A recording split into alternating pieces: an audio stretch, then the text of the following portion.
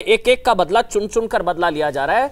15 दिन 10 एनकाउंटर 17 आतंकी ढेर। आरएसएन सिंह रॉ के पूर्व अधिकारी, अब मैं उनके पास जा रहा हूं, फिर मैं लोन साहब आपके पास आऊंगा, इरफान हाफिज लोन। लेकिन पहले आरएसएन सिंह, ब्रेन चाइल्ड और ब्रेन में फर्क है। मतलब मैं आपसे सवाल बतौर रॉ के पूर्व अधिकारी इसलिए पूछ रहा हूं कि हम आतंक पर तो कार्रवाई कर रहे हैं, कट्टरपंथ पर कर रहे हैं, ओवरग्राउंड वर्कर्स को भी पकड़ा जा रहा है।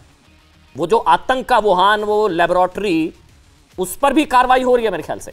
आरएसएन सिंह, नहीं, मैं तो हर जगह ये बोल रहा हूँ कि देखिए, ये पूरी जो आप देख रहे हैं अभी जो उछाल आया है ये जिहादी अटैक्स में, ये तो लोगों ने मतलब सबने उम्मीद की हुई थी कि तालिबान के आने के बाद इसमें उछाल आएगा। और ये उछाल का दौर हमने बहुत बार देखा है।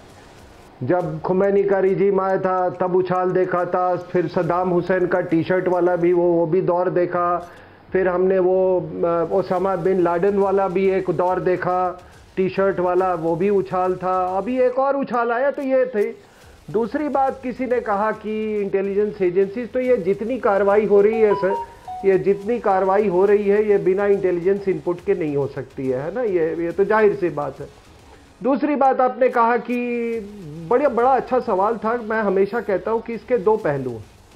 एक पहलू है जो कि टेरिटोरियल पहलू है, जो आप देख रहे हैं एलओसी पे क्या हो रहा है, ये पुंछ में ऑपरेशन हो रहा है, कॉर्डन एंड सर्च हो रहा है, लोग मारे जा रहे हैं।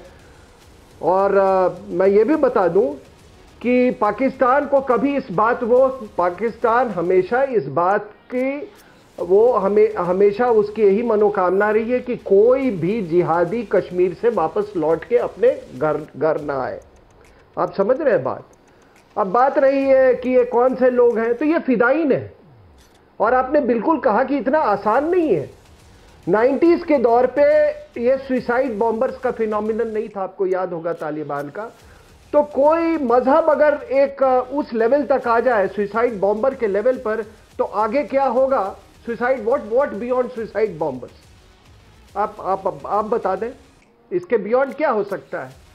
अब मैं आपको ये मानसिकता जो मैं बता रहा, तो सैयद सलाउद्दीन ने बोला था तालिबान बहुत उसका, मैं उसका खैर मकदम करता हूं। और अब एक हमारे कश्मीर के में जो हमारे जिहादी भाई हैं उनका समय आ गया, एटसेट्रा एटसेट्रा वो करके। लेकिन सबसे बड़ी चार, मैंने कहा, एक टेरिटोरियल एस्पेक्ट है जो LOC, cordon and search, cease fire और इत्यादि इत्यादि, और एक है वैचारिक, आइडियोलॉजिकल। लॉन्च पैड पर तो आप अटैक कर रहे हैं, yes. बहुत अच्छी बात है, होनी चाहिए, हो भी रही है। लेकिन वो कौन सी मानसिकता है जो वो उस लॉन्च पैड तक, वो कौन सा वो जर्नी है, वो कौन सी यात्रा है जो उसको लॉन्च पैड तक लाती है। ये भी और ये यात्रा आज से नहीं शुरू हुई है साहब। ये यात्रा, याद रखिएगा, ये this is the 8th exodus that is being attempted. ये 8वां है।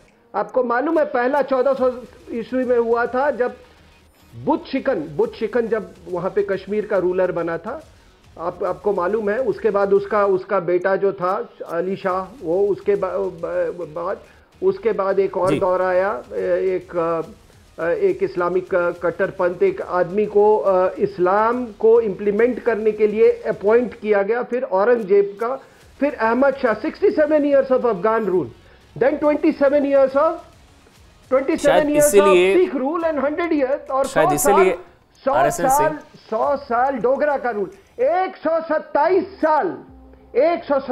साल हमारे कश्मीरी हिंदू, पंडित नहीं, जो भी ये बोलता है पंडित ना, ये थोड़ा अपना वैक्यूबुलरी अपना चेंज कर लीजिए। 127 साल ये महफूज रहे, और 127 साल के बाद सडनली ये देखिए, ये कौन सा शायद इसलिए अब ओवरग्राउंड वर्कर्स की भी धरपकड़ हो रही है। आज जो पकड़े गए हैं, ना सिर्फ आतंकियों को मारा गया है, वो ओवरग्राउंड वर्कर्स। आजादी के बाद कैसे नेता दिए, वो अब्दुल्ला जिसको जेल में डाला, वो एक मुफ्ती जिसने अपनी बेटी को अगवा करवा दिया जिहाद को बढ़ाने के लिए।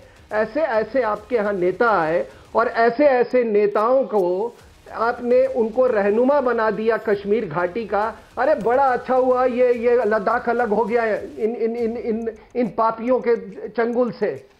बहुत अच्छा हुआ ये 15% एरिया में रहने वाले ये लोग they were lording over 85% of the area.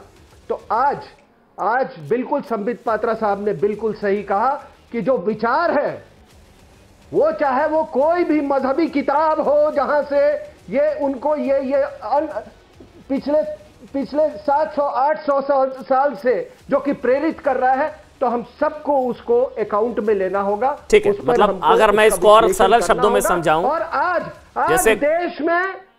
देश में बहुत लोग हैं विश्लेषण करने वाले, और इसीलिए लोगों की बहुत। और सुनिए साहब, हिंदुस्तान में ब्लास्फेमी नहीं होता है।